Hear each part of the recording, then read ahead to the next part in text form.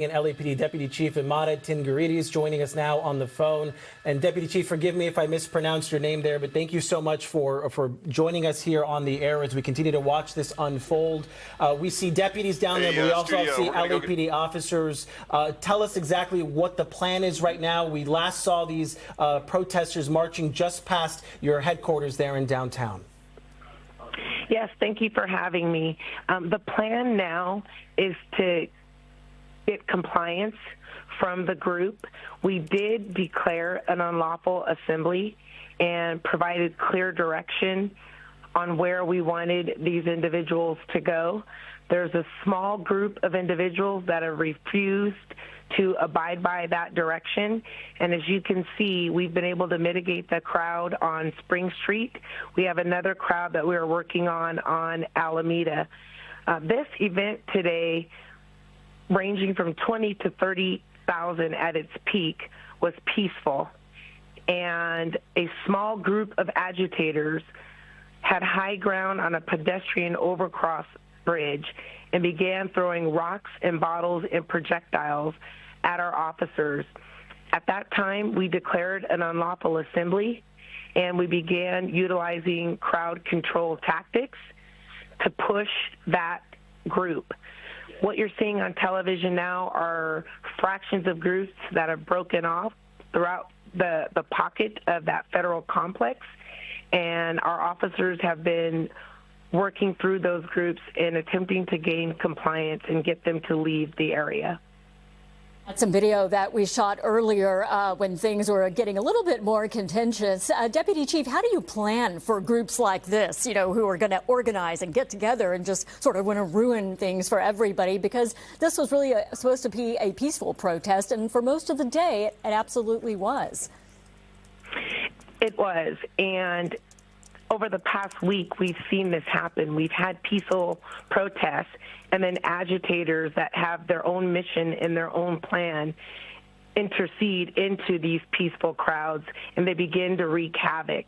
And it is absolutely unacceptable to throw high-grade fireworks, rocks, and bottles, not only at our law enforcement officers, but also towards individuals, families, children that are trying to express their First Amendment rights. We are fortunate to have the collaboration with our Sheriff's Department, our Los Angeles Fire Department, the California Highway Patrol, utilizing our airship to be able to not over-suppress the crowd, but utilize our resources to hone in on those agitators that are wreaking havoc and really, quite frankly, ruining it for the majority of the people that are there to express their First Amendment. Yeah, without question. And Deputy Chief, there's a lot of blame to go around in these situations. Law enforcement tends to use the word agitators. Do we know if these people are from a particular group? Is this organized? Is it just kind of a mob mentality when they get out there? What exactly is going on in downtown? Seemingly every time there's a peaceful protest, it devolves into this similar situation night in, night out. We do believe some of these groups are organized. They do plan. And I won't go too much into how we know that, but there is definitely a coordination and a plan with some of these agitators and groups. Have there been any arrests today that you know of that you could share? It's too early to tell. We're still in crowd control tactics right now, and I don't have that number at this time. Okay, and then what about the officers who have been injured? I'm wondering how seriously, how were they injured? Is there something you can tell us about that? At this time, we do not believe any of our Los Angeles Police Department officers have been injured, but it is also too early to tell. I will tell you our officers have been patient. They've been utilizing de-escalation, and they have allowed for the non-agitators to leave the area peacefully, but we are holding the line with those that are refusing, and we are hoping to gain compliance in a peaceful manner. Yeah, we did hear the sheriff speak earlier that he was hearing reports of some of his deputies being injured and at least one of his horses being injured out there. Last thing, Deputy Chief, before we let you go, we're about an hour and a half away from this 8 o'clock curfew that's been installed, throughout the week. How will that help law enforcement kind of clear the area, and how do things change once 8 o'clock hits? Once the mayor instituted the curfew, it has been extremely helpful and beneficial, especially to our downtown residents. We had locations that were burglarized, vandalized, and looted.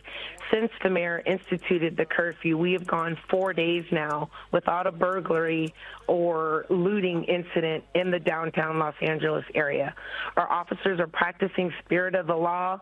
If you're a family coming from a restaurant, coming to and from work, we understand that.